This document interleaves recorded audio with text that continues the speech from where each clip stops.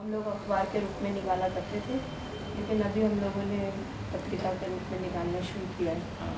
और आपको तो पता ही है, बाबा साहब ने मूक नायक निकाली थी, तो हमको मूक नायक के नाम से अभी मूक नायक शुरू किया, तो मूक नायक का रजिस्ट्रेशन नहीं मिला। हम लोगों ने कोशिश की कि जो जिस तरीके से एक दलित समाज को आदर्श और सिद्धांतवादी होना चाहिए, उसी तरीके से हम लोग भी काम करें। तो इसको अखबार तो हम लोगों ने 10 साल निकाला, लेकिन पत्रिका अभी हमने पिछले साल से शुरू की है। तो उसका अभी पहले एक अंक हमने निकाला था सफाई कर्मचारियों के, सफाई कर्मचारियों का आंदोलन क्या है। तीसरा अंक हम निकालने जा रहे हैं दलित महिला विशेषण, पूरे भारत की दलित महिलाओं पर केंद्रित करके। हो सकता है उसमें जो इंटरनेशनल मूवमेंट चल रहे हैं उसको भी हम लोग लेंगे। भारतीय वाङ्मय में,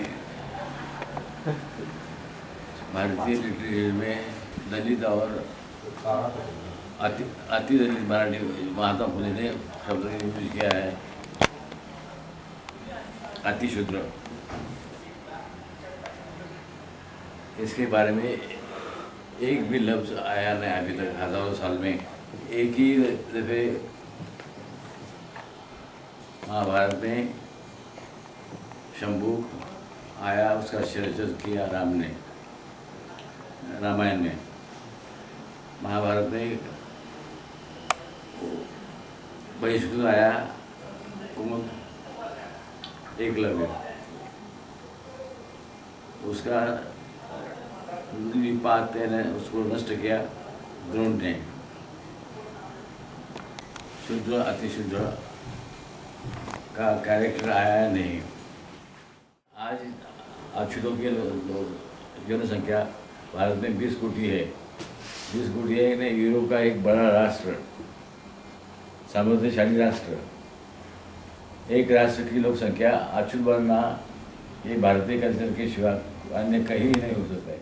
सब जो है भारतीय, जो भारतीय है और जो हिंदू है उसको हम नकारते हैं, उसका निषेध करते हैं और उसके खिलाफ विद्रोह करते हैं।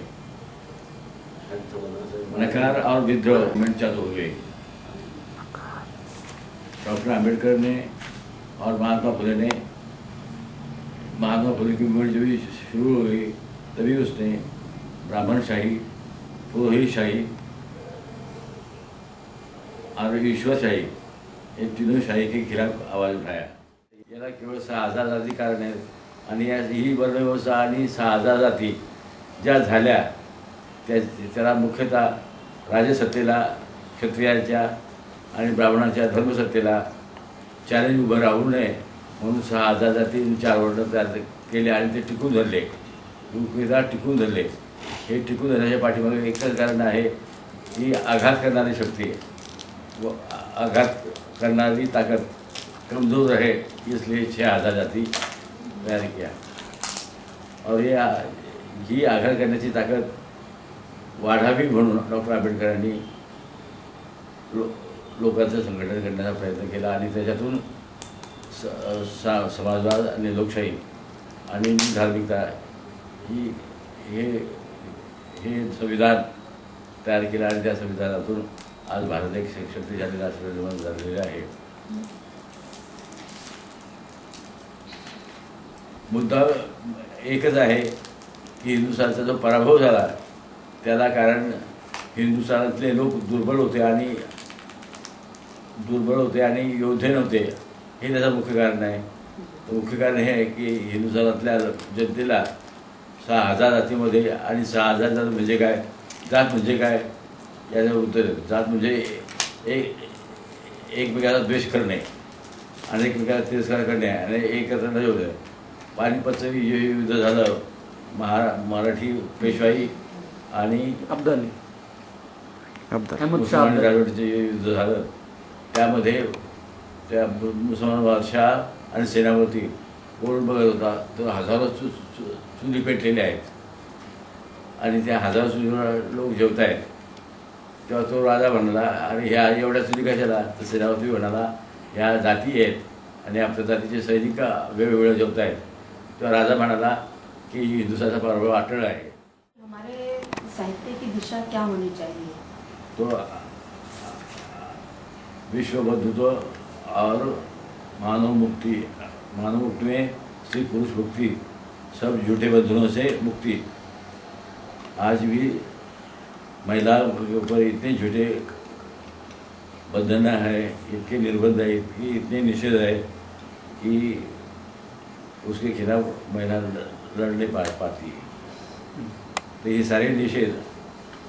सारे निषेध निर्बंध आणि बंध जर तोडायचे असेल तर डॉक्टर आंबेडकरांचा विचार आणि तो त्यांनी संविधानामध्ये मांडलेला तो विचार हिंदू कोड बिल म्हणजे स्त्रियांना स्वावलंबन आणि स्वातंत्र्य देणारं स्वावलंबन, तू रोजगार कर आणि जग, तुला कुठलाही रोजगार करता स्वीकारण्याची संधी आहे। आंदोलन में या साहित्य में जो बदलाव आ रहे हैं, मतलब उनकी कैसे बदलाव नजर आ रहे हैं आपको? मतलब पहले के समय से अब आप देखें। ये बदला है टोटल रेवोल्यूशन, जो माओ ने भी चीन में नहीं कही। सांस्कृतिक सामाजिक परिवर्तन और मानसिक और वैचारिक परिवर्तन, ये चार परिवर्तन, सामाजिक, आर्थिक, राजकीय और मानसिक परिवर्तन और वैचारिक परिवर्तन, ये चार परिवर्तन होना आवश्यक। उसको अपन मराठी में उसको सम्यक क्रांति कहते हैं, टोटल रेवोल्यूशन। ये टोटल रेवोल्यूशन का पुरस्कार दलित साहित्य करता है। और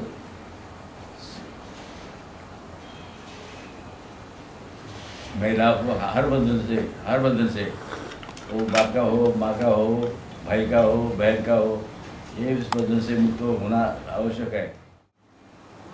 सामर्थ्यशाली बने और हर व्यक्ति सामर्थ्यशाली बने, हर महिलाएं सामर्थ्यशाली बने। वो कौन से भी बाप के हो बंधन से हो, या पति के बंधन से हो, या भाई के बंधन से मुक्त रहे।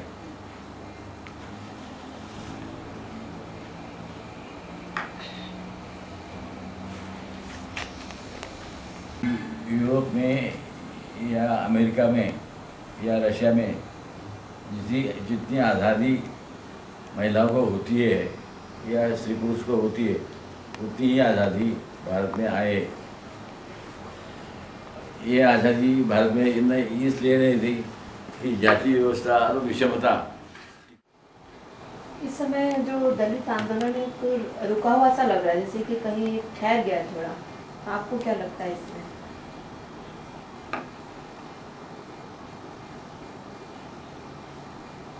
दलित व्यक्ति रुकी नहीं है, दलित संगठन, राजकीय पॉलिटिकल संगठन रुके हैं, व्यक्ती नाही रुके। जनता और व्यक्ती नाही, जर व्यक्ती जर थांबलेली नसेल तर आंदोलन थांबत नाही, ते यानं त्या स्वरूपामध्ये पुढे जात असतात। तर दलित व्यक्ती थांबलेली नाही, दलित संघटन, राजकीय संघटन थांबलेले आहेत, दलित पक्ष थांबलेले आहेत। आणि ते यासाठी थांबलेले आहेत की त्या पुढाऱ्यांचे स्वार्थ आहेत। भाजपशी युती जर झाली तर भाजप सांगते की ह्या गोष्टी करू नको, काँग्रेसची युती झाली की या गोष्टी करू नको, आणि त्यामुळे पक्ष थांबतात आणि पुढारी थांबतात।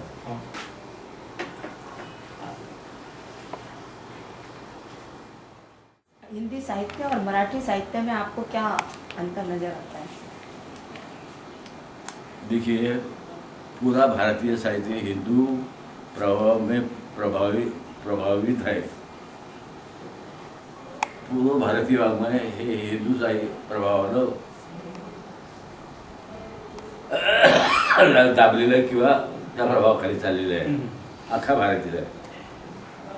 आज भारत जो है विश्वामध्ये जे औद्योगिक प्रगती झालेली आहे, विश्वामध्ये जी वैचारिक प्रगती झालेली आहे, विश्वामध्ये जी यांत्रिक वैचारिक प्रगती झालेली त्याच्या प्रभावाखाली आहे।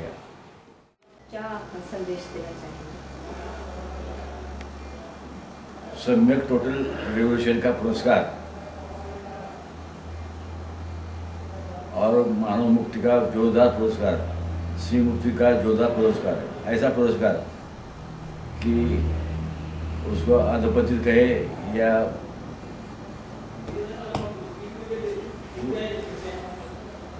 ही फार बाई मोकळी झालेली, फार फार बंडखोर झालेली आहे, फार अनाचारी झालेली है, ऐसा भी अगर कहे तो भी चलेगा, तो लेकिन वो महिला की एक संपूर्ण मुक्ति, जैसा कि संपूर्ण मुक्ती है पातिवृत्य ही गोष्ट वाईट है असा विचार करतो. आप समझते हैं ना. बिल्कुल. पतिनिष्ठा ये सबसे बड़ी बड़ी बात भारत में मानी जाती है, तो लेकिन दलित लेखक पतिनिष्ठा के खिलाफ लिखना चाहिए उसको. लिखे तो अच्छी क्या गोष्ट है.